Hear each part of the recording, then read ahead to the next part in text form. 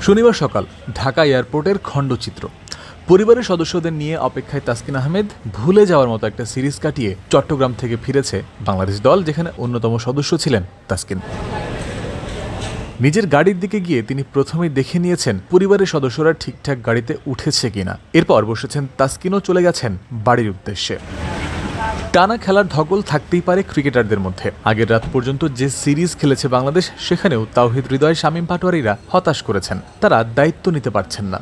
এই সম্পর্কে থিঙ্ক ট্যাঙ্কের কাছ থেকে হতাশা শোনা গেছে প্রকাশ্যে। যদিও সিরিজে বাংলাদেশের প্রাপ্তি থাকলে সেগুলোর অন্যতম তানজিদ তামিমের back to back 50।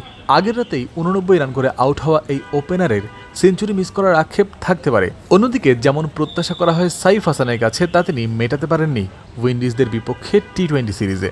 Zaker Ali অনিকের অবস্থা শোচনীয়। খোদ বোর্ড সভাপতি আমিনুল ইসলাম বুলবুল হতাশা প্রকাশ করেছেন তার লেগ সাইডে প্রচুর শট খেলার প্রবণতা নিয়েও। ব্যক্তিগত পারফরম্যান্স আছে, আক্ষেপও হয়তো আছে।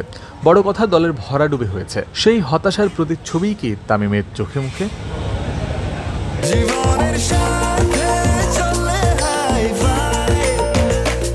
স্বাস্থ্যকর অল টাইম হানিকম, সব সময় অল টাইম হেলদি লাইফ।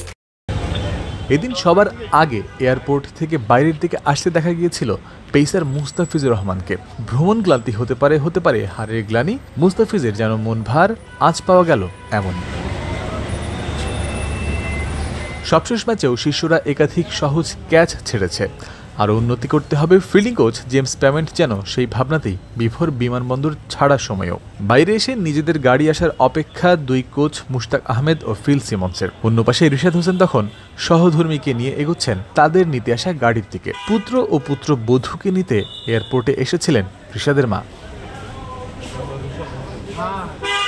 স্ত্রী যখন গাড়িতে উঠছেন তখন প্রবল যত্নশীল রিশাদ পাশে দাঁড়িয়ে থেকেছেন। তারপরে গাড়ির পেছনে তুলেছেন নিজের ব্যাগপত্র।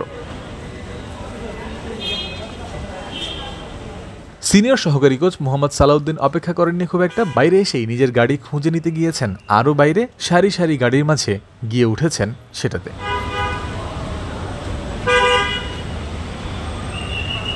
তাসকিন যখন অপেক্ষমান তখনও দুই ভক্ত সেলফি তুলছিলেন তার সঙ্গে। দল খারাপ করছে, ক্রিকেট দলকে নিয়ে ভক্তদের হতাশাও আছে। তবে পেস বিভাগের নেতা হিসেবে পরিচিত তাসকিনের গ্রহণযোগ্যতা কেমন, সেটাই যেন বোঝা গেল এই দৃশ্যতে।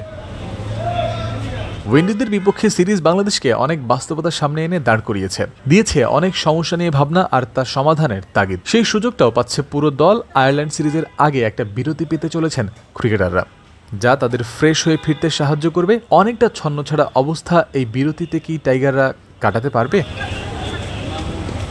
জয়ন্ত বিন্দু, ক্রিক ফ্রেন্সি।